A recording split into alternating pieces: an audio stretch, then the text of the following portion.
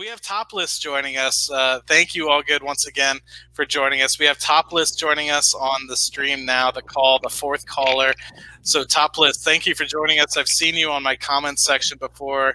You want to introduce yourself to some of the folks that don't know you too well? Yeah, for sure. No one knows me, and I appreciate you having me on, especially on such short notice. I would say I've been watching you for about probably half a year now.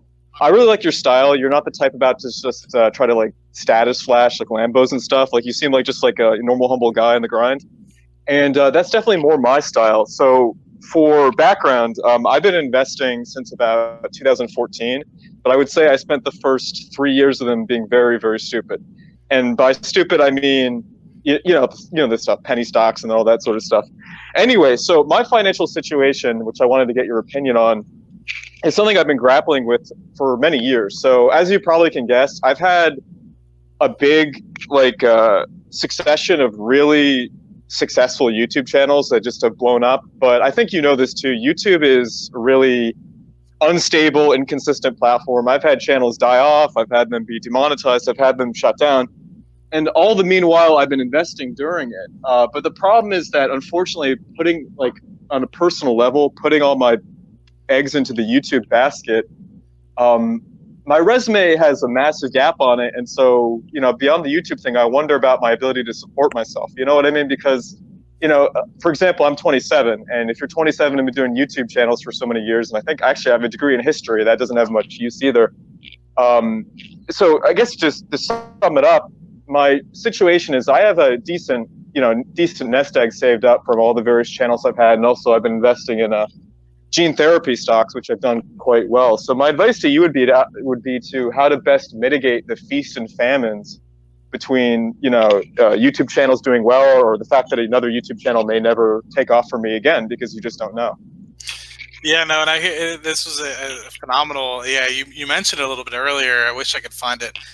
Can you do searches on here? I don't know if you can, but you mentioned it. You do have a unique situation, and I believe I have seen a couple of your YouTube channels as well, and so I was curious when you've talked to me on some of your on at least this particular YouTube channel name, and I was curious if you were some of the other channels that I followed. So I'm sure I follow and watch a lot of them that have kind of come in to and from throughout the years. But yes, it's a very unique situation, and a lot of times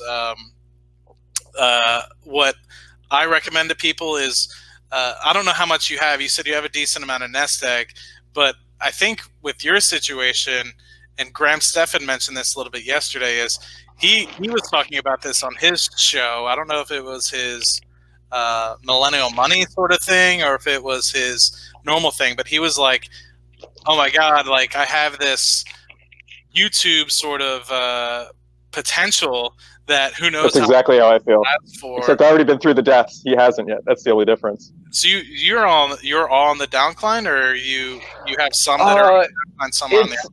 Yeah, I run about 6, and they're always going in and out. You know what I mean? So at the moment, I would say, compared to, I'll just say it frankly, I had one channel. It was demonetized recently. It was doing 20K a month. So you go from 20K to 0. I'm just telling you, it's so inconsistent. And I feel exactly the way that you said that Graham feels, that the only difference being in this case is I don't think he's ever seen, the setbacks, because channels die all the time. They do. Yeah. Yeah, I think, I guess the biggest thing is for someone in your situation is what are your expenses and how much you making. You just said that this channel is making, say, it was making 20,000 a month, and I assume that you probably have some other ones that are making a decent amount of money as well. How much do you actually need? And I feel like if you're concerned about these potential channels going down to potential revenue, I assume you're spending way less than you're making at this point. You seem like a pretty frugal guy. I feel like with the money that you're making, you could easily get to a point where you could get your finances covered pretty easily, and get to the point where if all your channels were to die, you'd at least be okay. And I think that this seems like an angst point for you. You're kind of on this. You're trying to ride this YouTube aspect of things, to the best of your ability, and I think that you've done a really good job. At least if you're the channels. Actually, before we continue, do you mind telling us the channels? I would love to kind of keep them in the loop and see if I am actually invested in some of them. Yeah, for sure. Oh geez, I've had so many. Let me try to get this. So I have this channel, Top List, which made educational videos, and that's on the decline. Unfortunately, YouTube decided about a year or two ago they don't like content that's about history or political conflicts. So that's kind of on the down low now. That Oh, pulls in about 1,400 a month. I had another channel called Text to Meme, so I made meme compilations, and that did very well. But that was shut down and demonetized, and I had to rebrand. I have a channel called Topsy, which had Spanish educational language content, which I rebranded to meme stuff. It's like a conglomerate. It's complicated. I have an investing channel, which I guess I'll shout out here, Eugene Chargrain, but that's pretty small. And that's about it, I think, actually, at the moment, beyond a few smaller ones. But it's mainly those. And so, like I was saying, actually, it definitely is an angst point, as you said. You definitely latched onto that correctly.